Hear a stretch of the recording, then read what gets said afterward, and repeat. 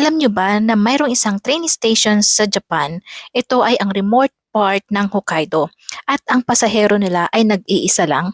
Ang train station na to ay dapat nang isasarado kasi nga wala nang masyadong nakatira sa lugar na yon, very remote at wala nang masyadong biyahe gamit ang train na to. Pero napag-alaman nila na mayroon pa palang isang estudyante na kailangan pa niyang sunduin at ihatid sa kanilang bahay.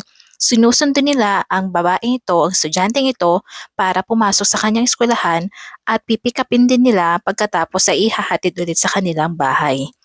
At ito, ang pangalan niya ay si Harada Kana na 17 years old at graduate na siya ng high school. Hindi nila tuluyang sinarado ang train station na to dahil mayroon pa silang nag-iisang estudyante.